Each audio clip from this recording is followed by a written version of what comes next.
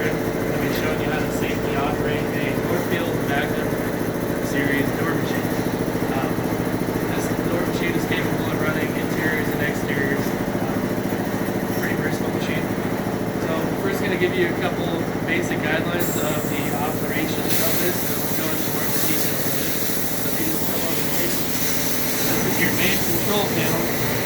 Right now everything is turned off on it.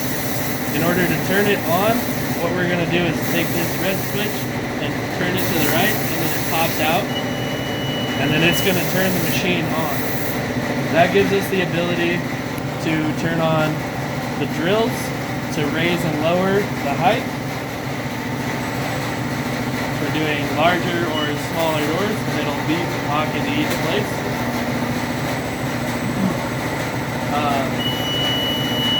Right over here is actually how we size our doors down. So occasionally you'll get a door that'll come in with a squared edge. And to put the eased edge on it so that it closes properly, you need to essentially cut it at a 3/16 angle so that it has room to still give a nice tight seal, but not to rut. So how we do that is we put a door in here.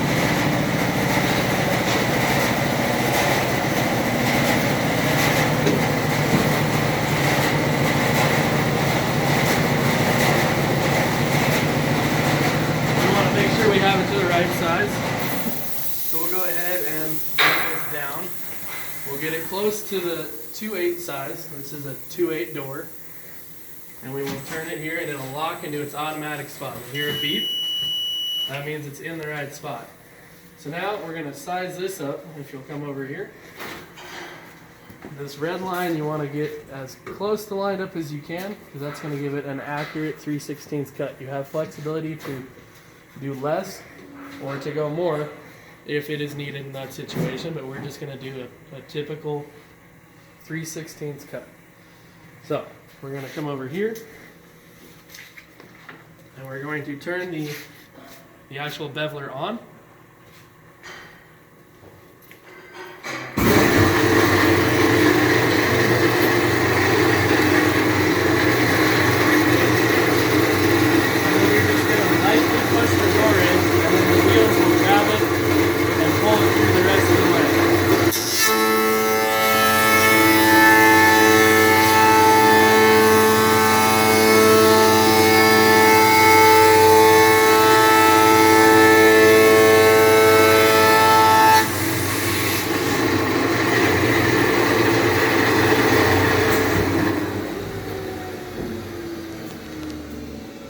Alright, and then now we're going to go ahead and use our foot pedal over here to clamp this door into place.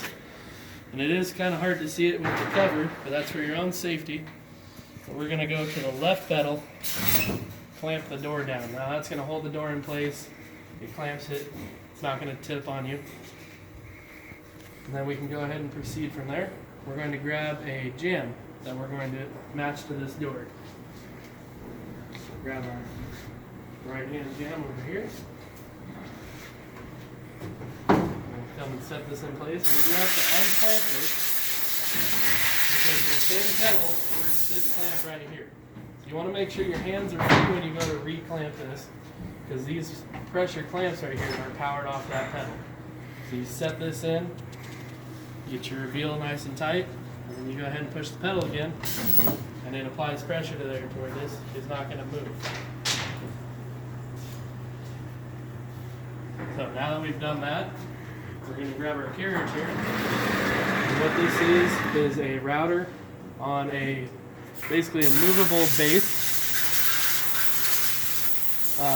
We have the blades right here. Right now it's all turned off, but this is what's going to essentially route her out for the hinge spot. And you can adjust the size, whether you're doing a 3.5 inch hinge, a 4 inch, by using these the stops over here. It's an adjustable jig, essentially. On this rack here, we have color-coded stops.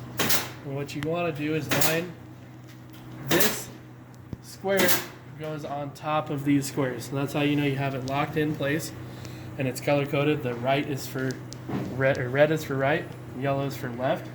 And so we're essentially going to work our way down each one, putting in the hinge spacing. Go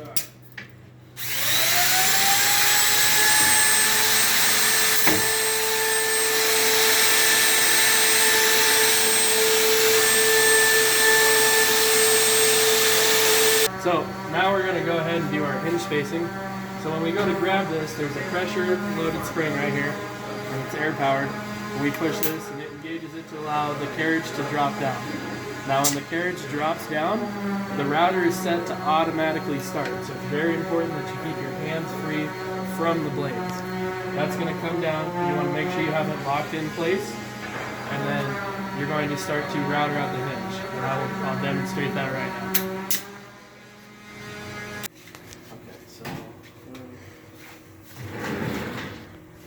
So some of the key safety things to look out for on this machine is obviously the moving sharp blades, which is part of it, but it also has a lot of kind of hidden pinch spots on it where you can easily get your hand caught, or if you had any loose material or long hair, it could easily get caught and create a jam.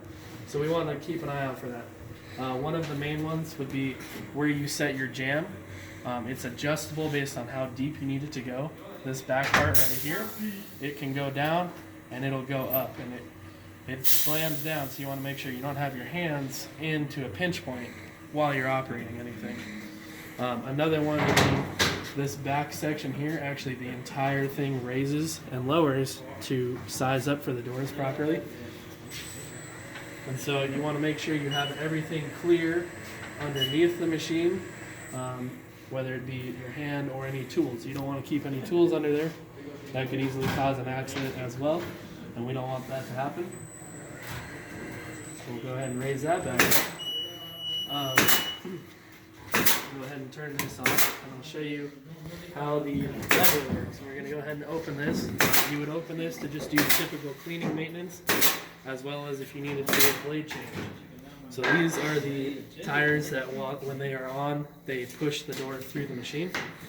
You obviously want to make sure that when you have the door in there that it's ready to go through, because it will send it all the way through.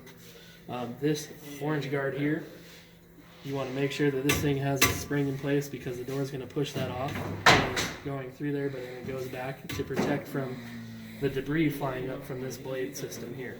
This is a triple blade system. It moves at an extremely high RPM, spinning this way to chip away at the door. So it does cause all of this sawdust to fly up. Goes in.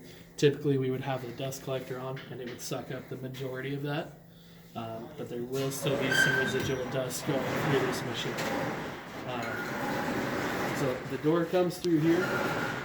It puts the edge on the door, and then we come over here, and this drill system here is how you bore for the handle and for the latch.